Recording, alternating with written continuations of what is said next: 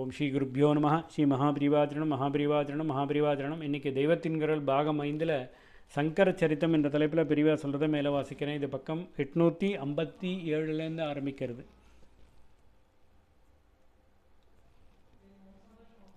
ஆச்சாரியால் தம்முடைய 15ஆம் வயசில் குமரில பட்டரை சந்தித்தார் என்றும் கூட அந்த புஸ்தகத்திலேயே இருக்கிறது. 16 முடிந்தவுடன் சந்தித்ததை ஒரு வருஷம்தான் குறைத்து சொல்லியிருக்கிறது. பச்சாத் பஞ்சதசே வருஷே சங்கரஸ்யாகதே சதி பட்டாச்சாரிய குமாரஸ்ய தர்சனம் கிருதவான் சிவக. ஆச்சாரியால திட்டும் புஸ்தகத்திலும் சிவக என்று அவருடைய அவதாரத்துவத்தை சொல்லியிருப்பது விசேஷம். ஆச்சாரியாளின் சித்தி தினத்தையும் அதில் சொல்லியிருக்கிறது. ரிஷிர்பாணஸ்ததா பூமிர் மத்தியாக்ஷௌ வாமமேளனாத் ஏகத்வேன லபேதாங்கஸ்தாம்ராட்சஸ்தத்ரவத்சரஹ. ரிஷி 7, பானம் பஞ்சபானம் என்பதால் 5, பூமி ஒரு பூமி தானே உண்டு, அதனால் 1, மத்தியாக்ஷம் மனுஷக்கண் 2, அதாவது 7512, மாற்றி போட்டால் 2157, ஜெயின யுதிஷ்டர சகம் 2157, அதாவது கல்பியத்வம் 2625. இதுதான் நாமும் சொல்லும் சித்திகாலம். கிமு கணக்கில் 477. பிரபவாதி வருஷங்களில் அதை தாம்ராட்சம் என்று குறிப்பிட்டிருக்கிறது. தாமிரம் இரத்தவர்ணமானது, அதனால் இது ரக்தாட்சி வருஷம் என்றாகிறது. நாமும் அப்படித்தான் சொல்கிறோம். நந்தனவில் பிறந்தவர் 32 வயசில் விதேக முக்தி என்றால் அது ரக்தாட்சியாகத்தான் இருக்க வேண்டும். இப்படி எல்லாம் ஒன்றுக்கொன்று சரியாக பொருந்தி இருக்கிறது. ஆக ஆச்சாரியால் கிமு 509 அவதரித்து 477 பிரம்மீபாவம் அடைந்தார் என்று அவருடைய மடங்களில் சொல்லுவதற்கு இந்து ஜைன பௌத்த புஸ்தகங்கள் பலவற்றில் பிரமாணம் இருக்கிறது. கர்ண பரம்பரையாகவும் தலைமுறை தலைமுறையாக இப்படி நம்பிக்கை தொடர்ந்து வந்திருக்கிறது. கிபி 788 820 என்றோ வேறே விதமாகவோ சொல்கிற எந்த காலக்கணக்கும் இத்தனை ஆதாரம் இருப்பதாக தெரியவில்லை.